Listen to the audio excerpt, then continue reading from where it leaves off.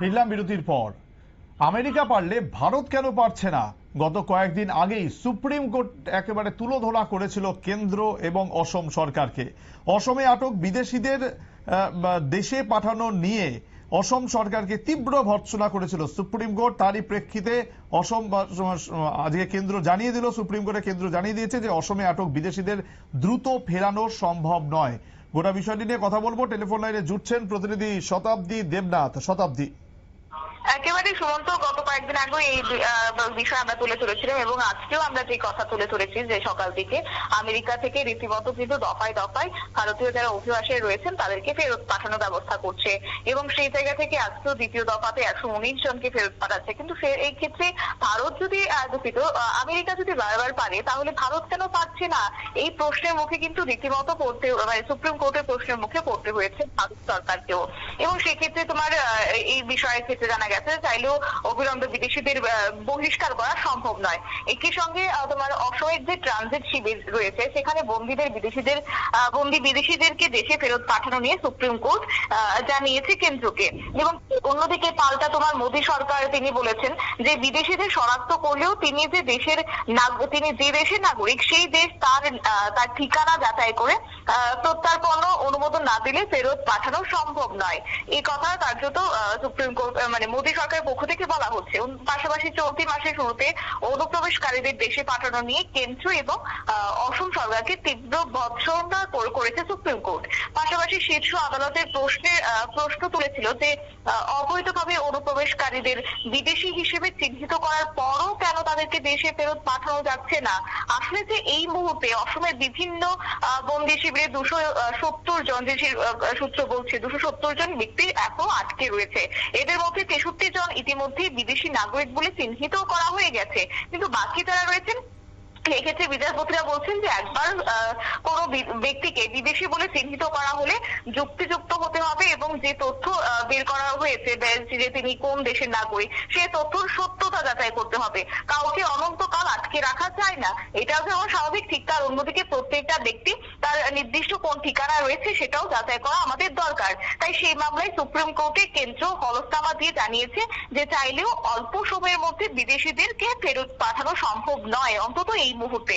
কারণ যে দেশের তিনি প্রকৃত নাগরিক সেই দেশের সরকার ওই ব্যক্তির পরিচয় এবং ঠিকানা যতদিন না পর্যন্ত যাচাই করছে, যতদিন না পর্যন্ত অনুমোদন দিচ্ছে, ততদিন পর্যন্ত কিন্তু তাদেরকে সেখানে ফেরত পাঠানো যাবে না।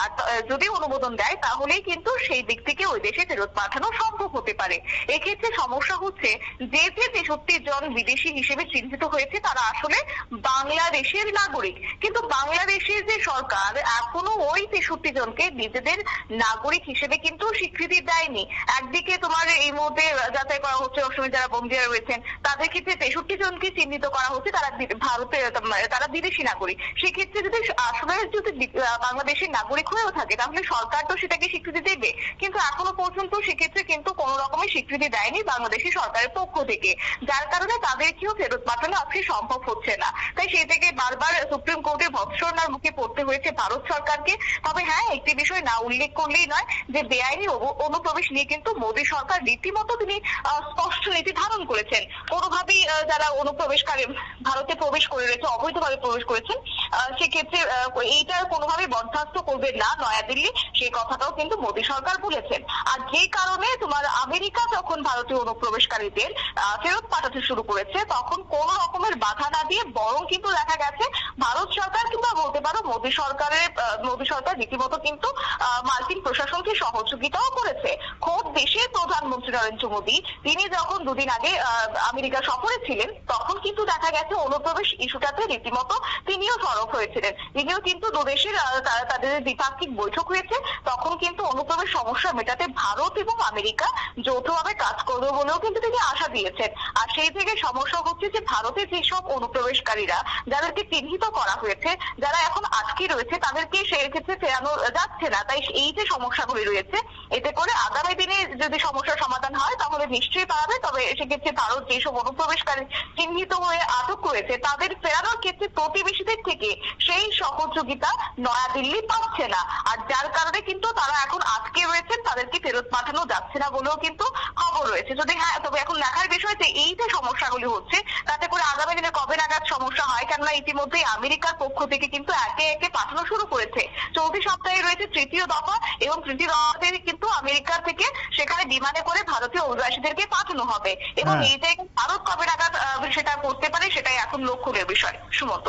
ধন্যবাদ শতাব্দী দেবনাথ আমাদের প্রতিনিধি এতক্ষণ টেলিফোন লাইনে ছিলেন, জানাচ্ছিলেন যেভাবে অসম সরকার এবং কেন্দ্রীয় সরকারকে গত কয়েকদিন আগে সুপ্রিম কোর্ট তীব্র ভর্ৎসনা করেছিল বিদেশিদের ফেরত পাঠানো নিয়ে।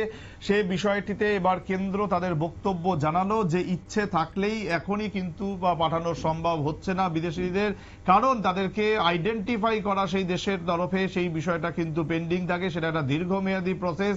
এবং সেই জায়গায় দাঁড়িয়ে আমেরিকা কিভাবে পাচ্ছে আমরা জানি, ইতিমধ্যেই কিন্তু আমেরিকা থেকে 2 দফায় বেশ কিছু অবৈধ অভিবাসী, ভারতীয় অভিবাসী তারা কিন্তু দেশে ফিরে এসেছে।